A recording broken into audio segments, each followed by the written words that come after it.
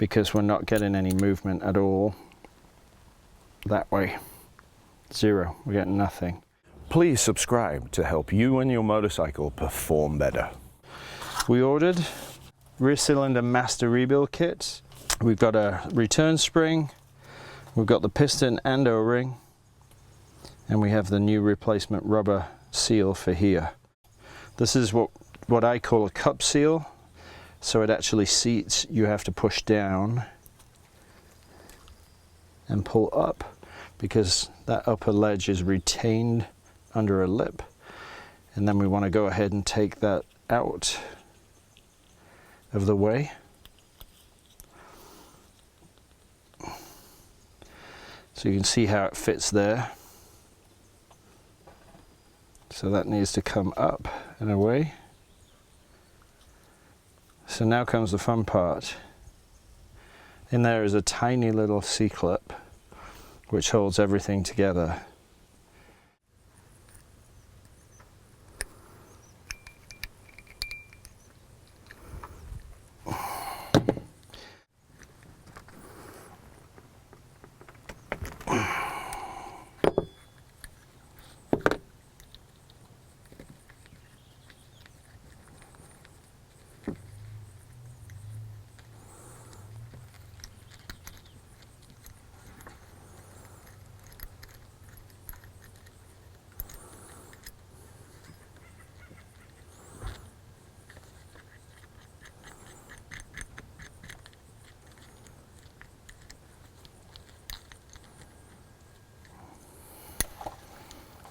Let's try that again. Might be easier now.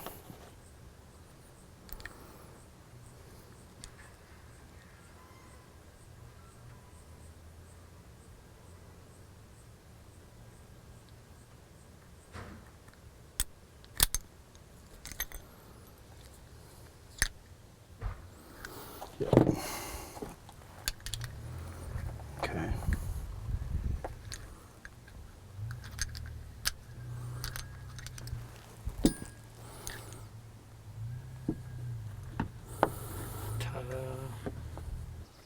What are we taking off now? So we'll take off the back of the master cylinder.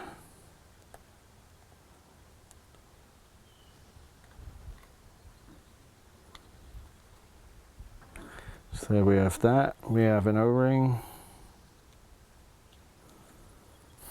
And then we just have where the oil is pumped here through that way. Comes down from the reservoir, goes in here to the body.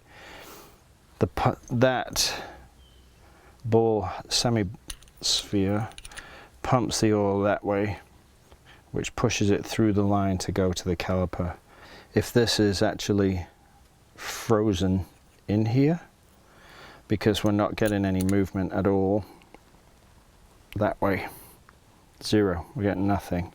So it may well be that the inside of this is frozen solid, and as such that would render the master cylinder useless, because if that has to push, this should technically move that way to push the fluid that way, and if that's frozen in there, that would explain why it doesn't work. So if we look at the design of that, it's a hollow cup which is much smaller.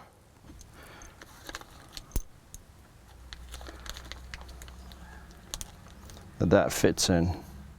If it's that stuck, the odds are it's extremely corroded. So while we may be able to block this off with a bolt, put some air in through here and see if that pushes out because it's behind a rubber seal. The question will be whether the cylinder is badly damaged inside, because this is frozen solid, and the odds are it would be. So in that case we'd look for another master cylinder.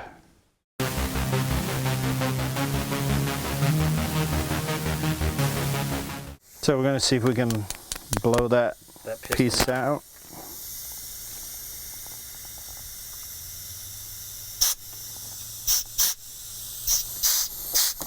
Nope. Just blowing it right off.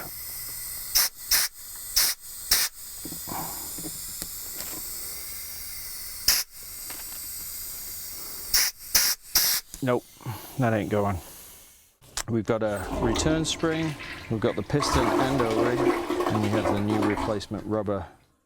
Now to rebuild the rear brake system, we have a replacement master cylinder, because that one originally was toast, so that fell into the trash category with our bike. It came with the pin to go through, and it came with a cotter pin, but we don't have a washer. So we're going to scavenge the washer off the dead master cylinder to make that complete. We have our heel guard, we have our 2 bolts that go heel guard, rear set, master cylinder. So we've got all that. Before we put all that together, we have to reassemble the braking system, and we have to do that in 2 pieces. Simply because we've got to push the line through the swing arm, and there's a place for it to go before we can attach it. Because we don't know the height and position we want for our rear brake yet, we're going to spin that lock nut up, and we're going to push this up a little bit, because then we can see where it belongs and where it goes. So if we line the bolt holes up, we can see right now that that brake caliper is going to be, the brake pedal, excuse me, is going to be too high. So we can dry fit this, line that up, and if we want that down a little bit more, because we've got the spring, when we fit that, this has to be a little bit longer. So let's line the holes up. Still not quite right, a little bit more.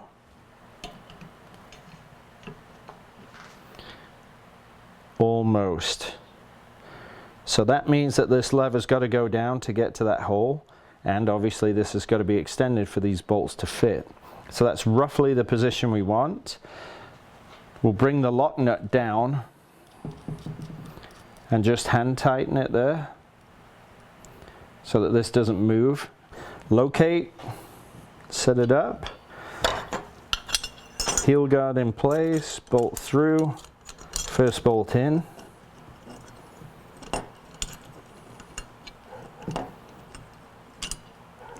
There we go.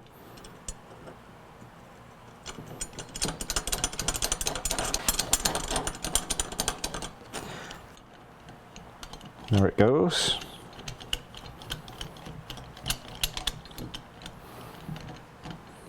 Okay, now we need to go ahead and extend our brake arm a little bit. There we go. Okay. Locate the pin. Then we want to go ahead and scavenge the washer on the back side. Let's go ahead and steal the washer, put the pin back in, put that back in the box. So, washer, pin, there. So you get to hold the loop on the end with your finger, then you get to pull the long end first and bring it around and away. Now if you keep hold of both of those, then you turn the other one down. That is dry assembled. The only piece we're missing from that is our reservoir. And before that gets fitted, this has to go on the bike, and we have to see where that belongs. Because does it go this way or does it go that way? Now, in regards to the brake line itself, the other piece is, this line is long. This part of the line is short. So let's take a look at the bike and see where this goes. Well, we have our clamp here, and that is what fits in, and if you see, it's a D shape. So the flat piece of the clamp goes against the flat piece of the swing arm. So that goes in there that way, and this comes to the master cylinder. So that's that part. Then inside the swing arm, there's a welded piece of metal right here. Yeah. So we know our D piece has to be flat, so this is the orientation. Then that must go through This piece is welded onto the swing arm, so the line has to be detached from both the caliper and the master. So at this point we've got to put the line here, flat piece of the D system here, clamp goes back into its place, there, hold it from underneath so you get it set correctly, there it is, then go ahead and set the bolt in.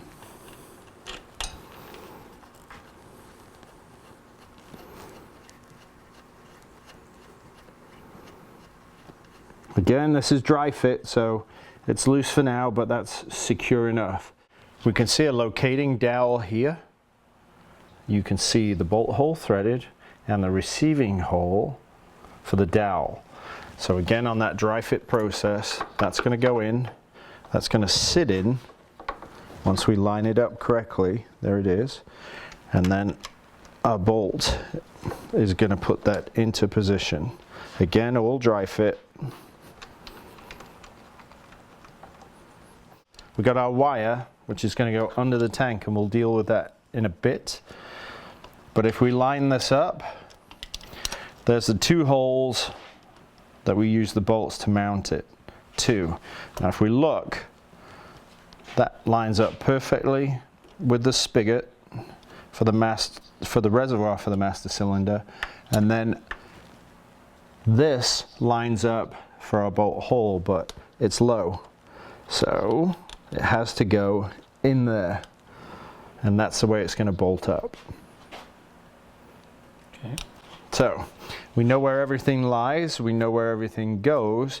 At this point it will make sense now to fully assemble all of this, put it all in place, put the clamps in, tighten all the bolts up, and get all this upper section completely finished so that we can move down to the caliper. First crush washer in place. It's going to go on the back side of the banjo. The next crush washer goes between the banjo and the master. So locate the bolt, put your second crush washer on. Now with that in play and located, then you simply have to go ahead and get that snugged up to your master cylinder so the line is tight. Now the part you can see is our spigot is this side of the brake line. So when we're done here, I'm just going to pop this over the top and locate it there. Okay, so that's finger tight. Let's go ahead and mount this up.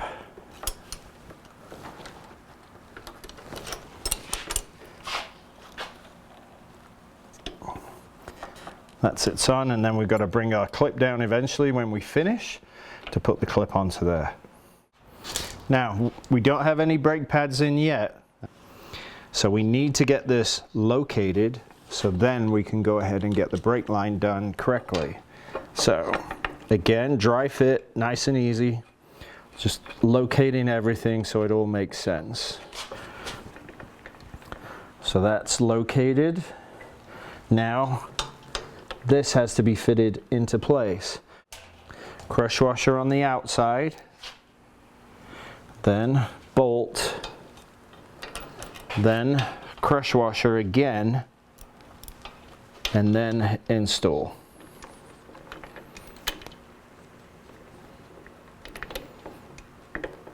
Now this one's a little trickier because you've got to make it fit the recess. There we go.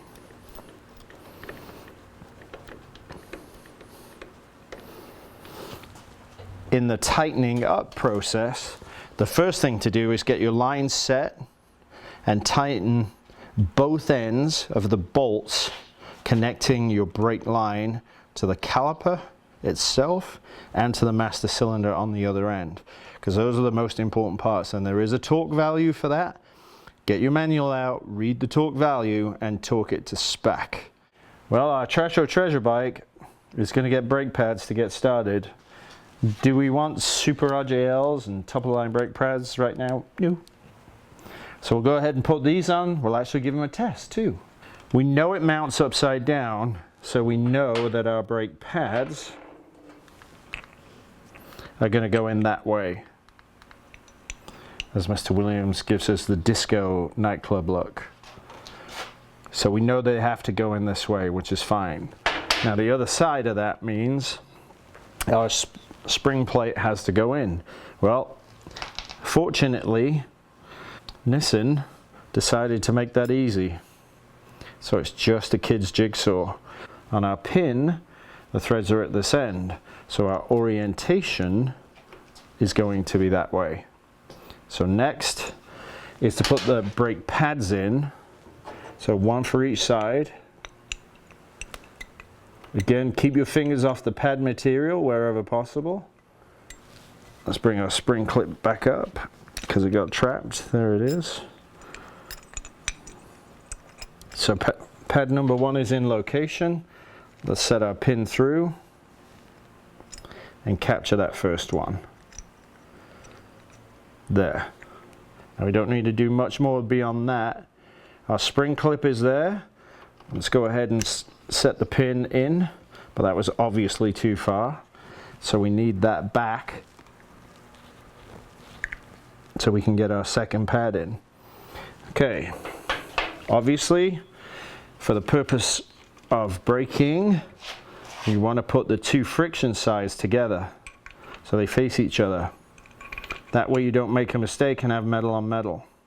So that's nice and easy. You can see that goes correctly there, not a problem. Now you need to keep your thumb on it as you turn it over, because we have to get our pin through the second plate. So we push down on the spring, locate it first. So we've got it captive, but you can see it's at an angle, so we need to straighten that out. Now it's much easier to go ahead and send the pin through and screw it in. And that's ready to go. So these are free floating now, there's no issue there at all. And we can go ahead and screw the pin back into place. If you want, you can use anti-seize on it, which is not a bad idea for brake pins on the threaded section. Not a bad idea at all. But again, this is all dry fit stuff for us to make sure everything goes in the right place. Now we've got to fit the caliper back on. Goes in, first pin in, or first bolt, excuse me. So we're just going to snug this up for now by hand. At this point, the entire reassembly dry fit is done. Tight, if you want to use Loctite, use green. Tight, again, if you want to use Loctite, use green, and a very, very sparing amount.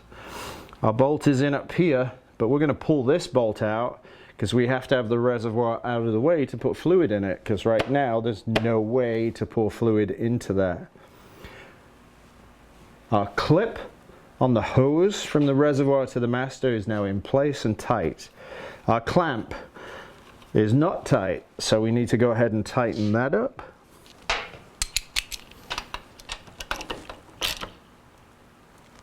Okay. We know our brake line is routed correctly through the welded piece on the swing arm on the inside. It's come through. We've torqued both bolts at each end of the brake line with crush washers in place, so that is all done. Now the moment of pain and misery and suffering, a mess. Take our reservoir out so we can get fluid into it. Doesn't have to be perfectly upright, we just need to get fluid in there. Now the cap's got to come off, 2 Phillips.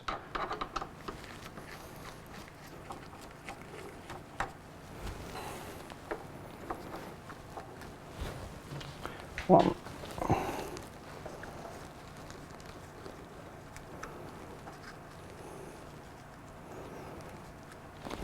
2.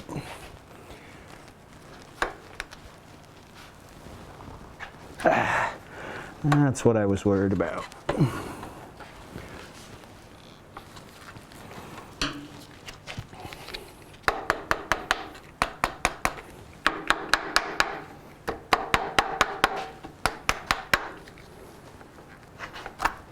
There we go. Question is whether this is salvageable. So I'm not going to pull it out, but I'm going to try and reset our cap here and get that membrane correct. So we might get lucky, we might not. Fortunately, as we said, we've got a few spares outside. Bit of patience, bit of love, she's ready to go. Brand new. Start with one porthole at the bottom, but then put another one gently at the top. So as you pour, air goes in, fluid comes out, you don't get the glug glug glug and the mess everywhere. So let's get some fluid in there.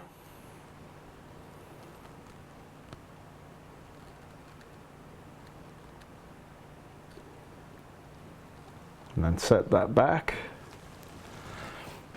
Now, if you hope that gravity is going to feed that all the way in there and make it work for you, not so much. Let's take that nipple out of the way. There it is. Just loosen that up a little bit. There. So it's there's snug, there's off snug. That's it.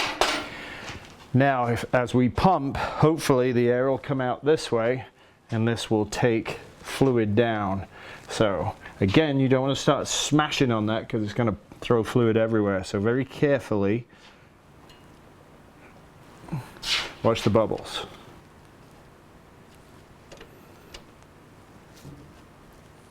So the good sign is air's coming out.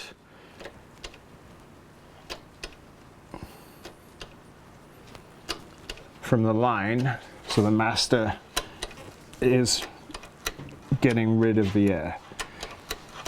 And some more air. Yep, lots more air.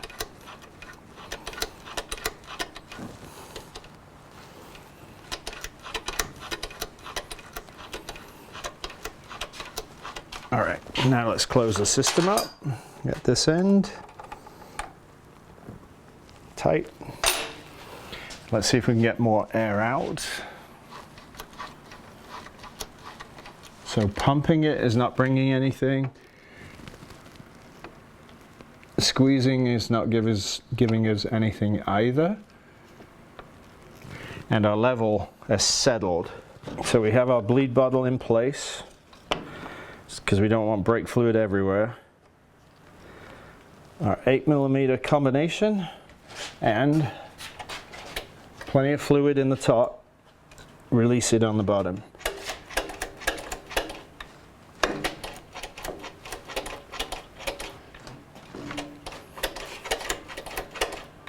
Now the fluid's moving.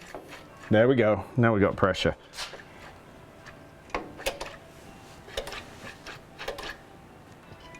Yep. You can hear the air squirting out. So now we need more fluid. And at this point it'll self-bleed. If you have a very significant problem and you just cannot get it to bleed, then a vacuum pump will suck fluid all the way through the entire system, and at that point it's full. Then you just have to start the tedious piece of getting the air out by hand. Not a biggie, but this makes things a lot faster.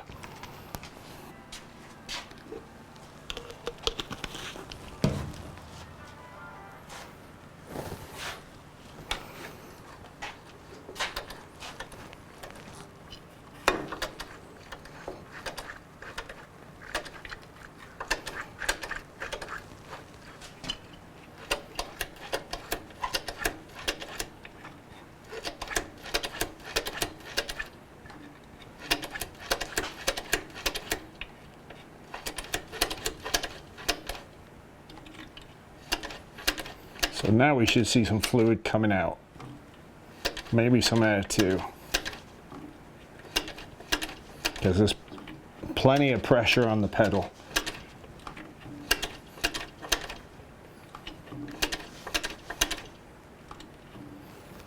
Okay. Let's tighten that up. That's snug. Now, let's check if it works. So, wheel. That ain't going nowhere.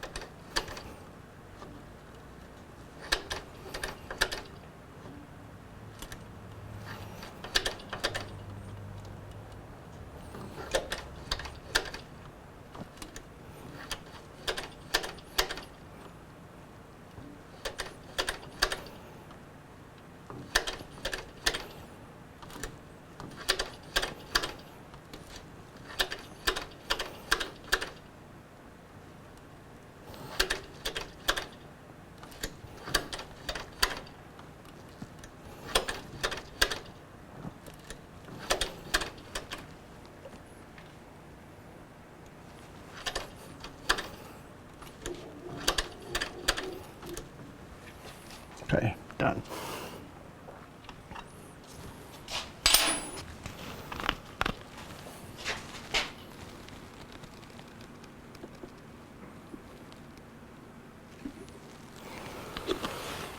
Now when you're done with your top up, always just put it in place, because you don't want to overfill it, and make sure you're not too high. And if you're over full, then that's going to be a problem. So there's a high mark, and we're a little too much in it. So a couple of pumps will bring that level down, and then the reservoir will be set at the height. I always keep brake fluid just below the high line. I don't want to move it much more below that. It's just a personal choice. You can put it where you want, but that's my personal choice. So a couple pumps, let's get our level down.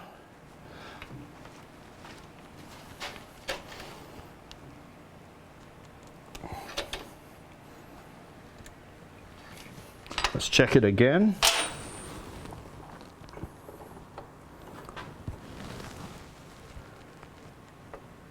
Right below the high line, so that's perfect.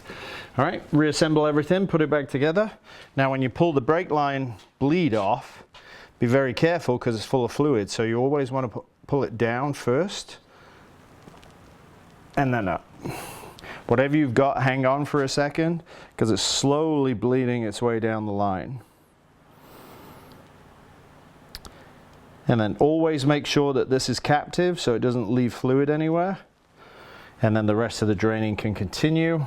Now we can put the master reservoir together, cap the right way round so you can see dot 4. That goes in and on, and all we've got left to do now are the screws. To finish the wiring off, we've got to lift the tank real quick because there's a line off the brake switch that has to come up and get hooked into the harness. Take our tank, put it up in the air, and find our connector that is begging to be hooked into the network to once again be part of the whole, or should we say collective, depending on what sci-fi program you watch. Okay, trusty hammer. Okay, now we have to peer into the darkness. I'm about to illuminate. Dave is going to become an Illuminati.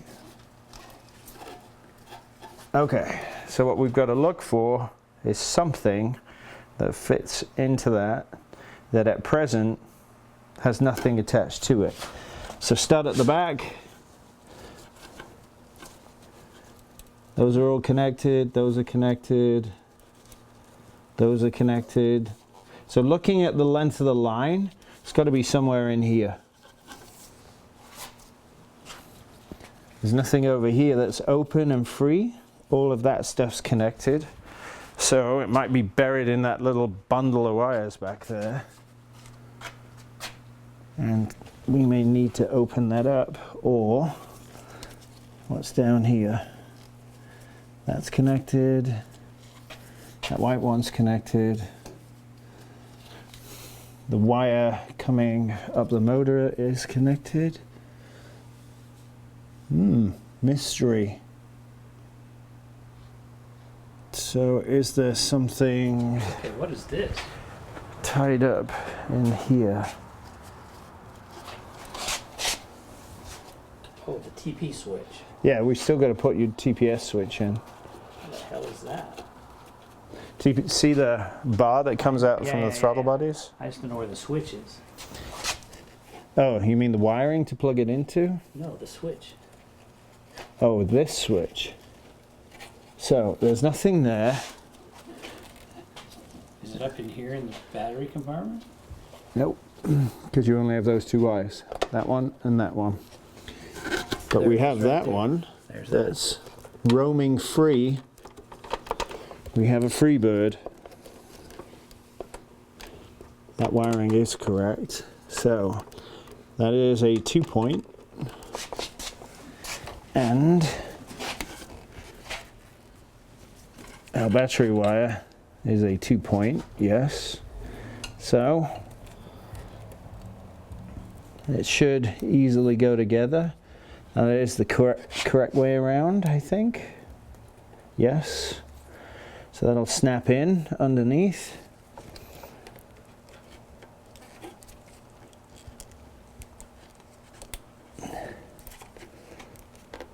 There it is. So now our brake light is connected. Okay, so that's done.